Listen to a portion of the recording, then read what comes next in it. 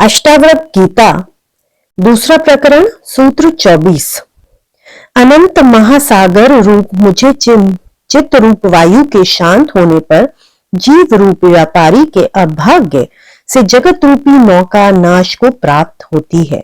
जनक कहते हैं, आत्म रूपी समुद्र तो शांत है, निर्मल है, शोभ रहित है, निर्दोष है, निर्विकार है। यदि चित्त रूपी वायु ना चले तो उसमें लहरें उठेंगी ही नहीं। यह चित्त ही उस शांत समुद्र को तरंगित करता है, वही लहरें उठाता है। चित्त की वृत्तियों से ही लहरें उठती हैं। ये तरंगे ही संसार है, जो आत्मा रूपी समुद्र से भिन्न नहीं है, किंतु अहम भाव के कारण ये भिन्न प्रतीत होने लगती हैं, अपना अलग अस्तित्व मानने लग जाती हैं। यही अज्ञान है जो अहंकार के कारण पैदा हुआ। संसार को आत्मा से भिन्न मानने का यही कारण है। अपने को आत्मा से भिन्न, अकेला, स्वतंत्र मानने के कारण ही काम, क्रोध, लोभ, मोह आदि अनेक वृत्तियां बढ़ती ही गईं। तृष्णा, वासना का विस्तार हुआ, परिग्रह की प्रवृत्ति बढ़ी, जीने की इच्छा हुई। यदि अनेक रूपों में इनका विस्तार होता ही गया, वह मनुष्य अपने ही बनाए हुए माया जाल में उलझ गया। जनक कहते हैं कि तरंगे ही संसार हैं, जो आत्मा रूपी समुद्र में चित्त रूपी वायु से पैदा हुई। ये जीव रूपी संसार में भोगों का अभिलाषी है। इसकी जीवन नौका इस चित्त रूपी वायु के सहारे से ही चलती है। अर्थात संसार का अस्तित्व तभी तक है जब तक यह चित्त विद्यमान है।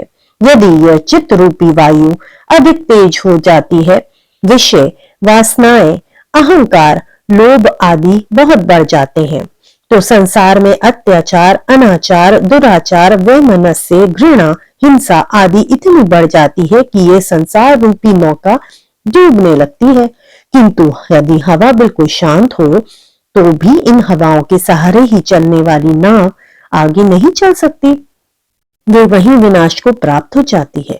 इसलिए चित्त रूपी वायु ही इस संसार का आधार है तथा जीव रूपी व्यापारी इसी के सहारे संसार में अपना व्यापार करता है। इस जीव रूपी व्यापारी के लिए यह सौभाग्य है कि यह वायु न अधिक तीव्र चले, झंझावत व बवंडर, आंधी तूफान भी न आवे, और न ये हवा बिल्कुल ही शांत हो जाए कि जिससे नाव चले ही नहीं।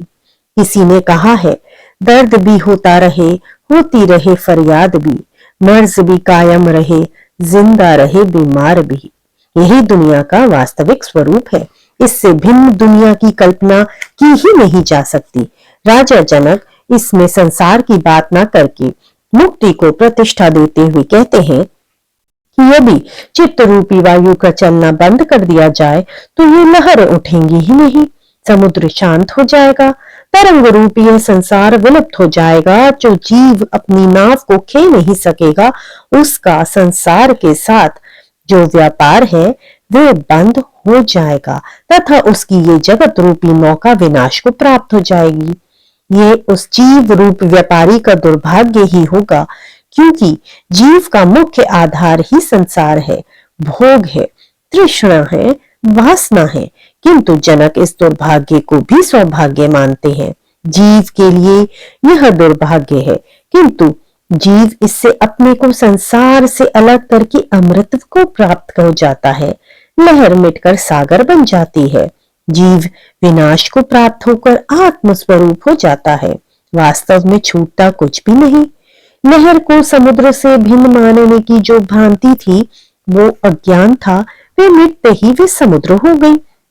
जनक यही कहते हैं कि मेरा जीव रूप विनाश को प्राप्त होकर आत्म रूप हो गया। यहाँ पतंजलि भी कहते हैं, जब चित्त की वृत्तियां रुद्ध होती हैं, तब जीव अपने रूप में स्थित रहता है। अन्य समयों में चित्त की वृत्तियों का सामान्य रूप होता है।